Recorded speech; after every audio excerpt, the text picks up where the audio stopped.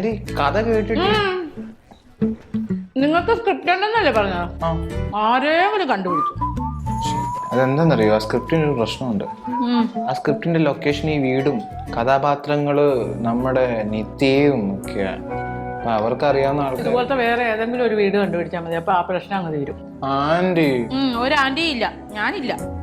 Anti ഒന്ന് ആലോചിച്ച് നോക്കിയേ, ഈ വീട് നമ്മൾ വേറൊരു വീടിനും കൊടുത്ത് വൈറലാക്കി കഴിഞ്ഞാല് പെയിങ് ഗസ്റ്റ് ഒക്കെ വരുന്ന സമയത്ത് നമുക്ക് മാർക്കറ്റ് ഇടിയൂലേ?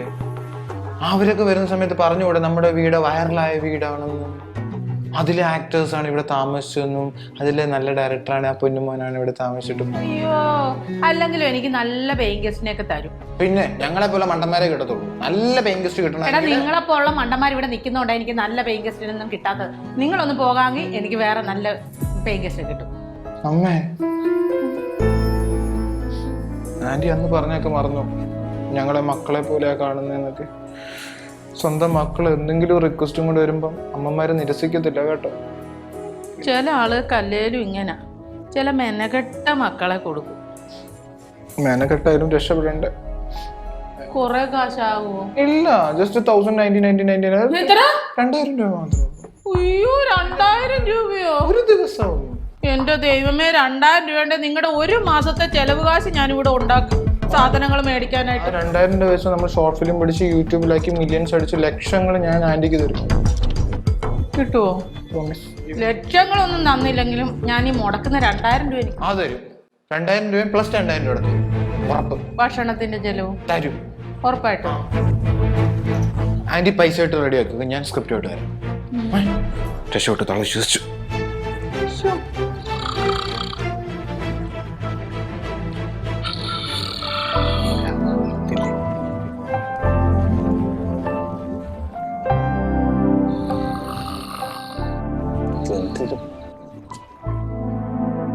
വർക്കിച്ചോ? ഞാൻ എടുത്തില്ല. ഒന്നുമില്ല. എന്നതാണോ? എന്താണ് ഈ ഒരു പകലൊരു മദ്യപാന ഉറക്കം? ആരും ഉദ്യോഗിച്ചു? അല്ല, ഈ പകലുള്ള ഒരു ഉറക്കം എന്താണെന്ന് ചോദിച്ചു. ഒന്നും പറയാൻ പറ്റത്തില്ല. ഈ ക്ലാരയുണ്ടല്ലോ, ആ എന്നെ കൂർക്കം വലിയാന്നറിയാവോ? അതിന്റെ ഒന്നും അല്ല ഇത്. പിന്നെ നമ്മളൊക്കെ വെറുതെ ഇരിക്കുന്ന കാരണമാണ് ഈ ഉറക്കം വരുന്നത്. അതുകൊണ്ടൊന്നല്ല, അവള് വലിക്കുന്ന വലിയില് ഞാൻ മൂക്ക് കൂടെ കയറി ചെവി കൂടെ പോയി പോവും. എന്നാലും പകലുറങ്ങുന്ന ആരോഗ്യത്തിന് അത്ര നല്ലതല്ല വർക്കിച്ച. അതായത് നമ്മളൊക്കെ ഇങ്ങനെ ഒരു പണിയില്ലാതെ വെറുതെ ഇരിക്കുന്നതുകൊണ്ടാണ് ഉറക്കം വരുന്നത്. എന്തെങ്കിലുമൊക്കെ പരിപാടികൾ പ്ലാൻ ചെയ്ത് കഴിഞ്ഞാൽ വലിയ പ്രശ്നമൊന്നുമില്ല. ഞാൻ കൃഷി ചെയ്യുന്നുണ്ടല്ലോ. ഇതൊക്കെ കൊണ്ട് എന്നെ കിട്ടാനാ വർക്കിച്ച നമ്മൾ വേറെ ലെവലാവണം. അതായത് ഞങ്ങൾ ചെറിയൊരു പരിപാടി പ്ലാൻ ചെയ്തിട്ടുണ്ട്. അപ്പോൾ വർക്കിച്ച് ഞങ്ങളുടെ നിന്ന് കഴിഞ്ഞാൽ വർക്കിച്ചിനും വേറെ ലെവലാവാം. അതായത് ഞങ്ങൾ ചെറിയൊരു ഷോർട്ട് ഫിലിം ചെയ്യുന്നുണ്ട്. ഞാനില്ല. അല്ല, അതിനകത്ത് അല്ല, എനിക്ക് കാശ് മുടക്കാനുള്ള ഉദ്ദേശം. കാശൊന്നും മുടക്കണ്ട. പിന്നെ എന്താ വേണ്ടത്? അല്ല, ഒന്ന് പറ്റണ വർക്കിച്ചിനൊന്ന് ഏടിയായിട്ടൊന്ന് നിന്നാൽ മതി. ഏണിയായിട്ട് നിൽക്കാനാ? എന്തിന്? തേങ്ങ പറിക്കാനാ? ഏണി അല്ല വർക്കിച്ച, ഏടി. Assistant director. ആരാണ് ഡയറക്ടർ? ഡയറക്ടർ നമ്മുടെ കിരണാണ്. അയ്യേ, അവന്റെ അസിസ്റ്റന്റ് ഒന്നും ഞാനാവത്തില്ല. അല്ല, അസിസ്റ്റന്റ് അല്ല. അസിസ്റ്റന്റ് ഡയറക്ടർ എന്ന് പറഞ്ഞാൽ ഡയറക്ടറിന് കാര്യങ്ങൾ പറഞ്ഞു കൊടുക്കുന്ന ആളെന്നാണ്. ബുദ്ധിയുണ്ട്. ബുദ്ധിയുണ്ട്. അതുകൊണ്ടാണല്ലോ ഞാൻ. പേടിയണ്ട, ചാക്ക് കണക്കിനുണ്ട് എൻ്റെ കയ്യിൽ ബുദ്ധി. അതിൻ്റെ അകത്ത് ഒരു അരച്ചാക്ക് കിട്ടിയാലും മതി. ഒരു ചാക്ക് എടുത്തു. ആണോ?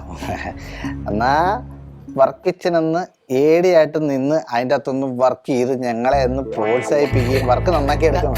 കഥയുണ്ട്. അല്ല, കഥ നമ്മൾ തീരുമാനിക്കണം.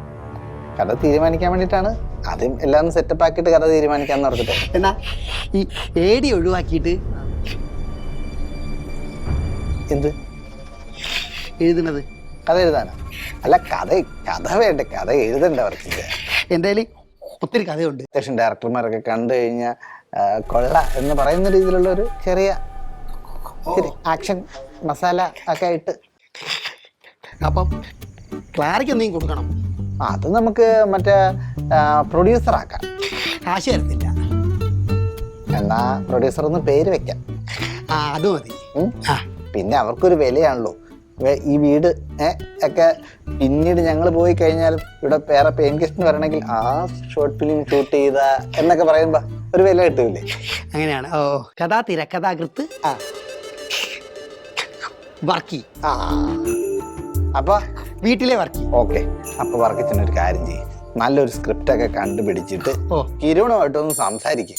നീ അവനെ പറഞ്ഞു വിട്. അത് ഞാനൊന്ന് ക്യാരക്ടർ പിടിച്ചൊന്ന് റെഡി ആയിട്ട് നിൽക്കാം. ഞാൻ അപ്പോഴേ ഒന്ന് നല്ലൊരു കഥ ചിന്തിച്ച് ഞാൻ റെഡിയാക്കി വെക്കാം. റെഡിയാക്കി ധൈര്യമായിട്ട് വയ്ക്കും. ഒന്ന് അകർത്ത് അഭിനയിക്കണം. ക്ലാരേനെ ഒന്ന് കണ്ടേക്ക്.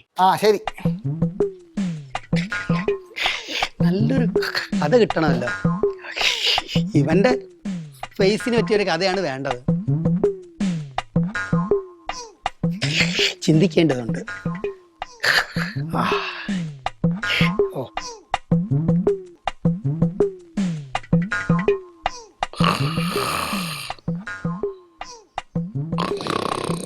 വർക്കിച്ചോ, കഥ എഴുതാം. ചിന്തിച്ച് വന്നതാണ്, അപ്പോഴേക്ക് വിളിച്ച് നശിപ്പിച്ച് കളഞ്ഞത്.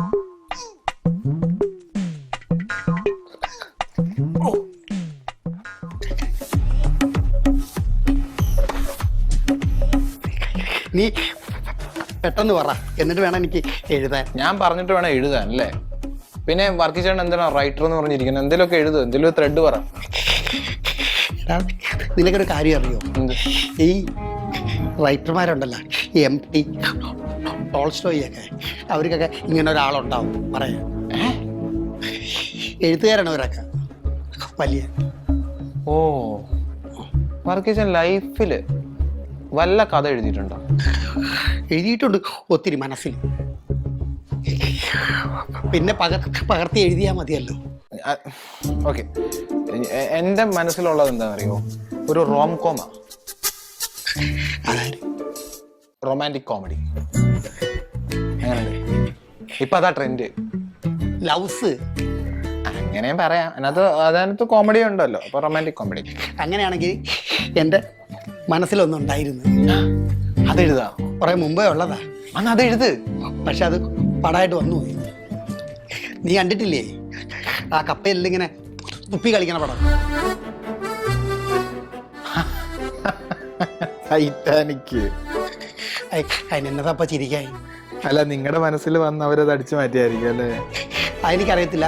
ഞാൻ എൻ്റെ മനസ്സിൽ എഴുതിയ കഥയായിരുന്നു അത്. ജാക്കാണോ നിങ്ങളുടെ നായകൻ? എടാ, ഈ സിനിമയ്ക്ക് വേണ്ടിയിട്ട് അവൻ്റെ പേര് ചാക്കോച്ചൻ. ഈ സിനിമയ്ക്ക് വേണ്ടിയിട്ട് ചാക്കനാക്കി. പിന്നെ നീ പറഞ്ഞ അവളെ പേര് റോസമ്മ എന്നാ. ഷോർട്ട് ഫിലിം പിടിക്കാനൊക്കെ എന്തൊക്കെ കേൾക്കണം അല്ലേ? നായകന്റെ പിന്നാലെ പോകുന്ന നായിക. നായിക ആരാ? നമ്മളെ നിത്യ. നിത്യ. നിത്യ അങ്ങനെ ആരുടെ പുറകെ പോകണ്ട കേട്ടോ. നിത്യ എന്റെ പുറകെ വന്നാ മതി. എന്നത്തിന്? അതൊക്കെ ഉണ്ട്, അത് പേഴ്സണൽ ഗ്രഡ്ജാ. പിടിച്ചാ? അല്ല, ഗ്രഡ്ജ് എന്ന് പറഞ്ഞാൽ മനസ്സിലായില്ല. അതെ, നായികയുടെ പുറകെ നടക്കുന്ന നായകൻ, അത് മതി. അതെ, നമുക്ക് ക്ലാര ആൻറ്റിക്ക് ഒരു റോള് കൊടുത്താലോ? അവക്ക് റോൾ കൊടുക്കാൻ ഞാനുണ്ട്, നീ ഇവക്ക് കൊടുത്താൽ മതി. നമുക്ക് ക്ലാര ആൻറ്റിയെ വില്ലത്തിയാക്കിയാലോ? എന്നത്തിനാ?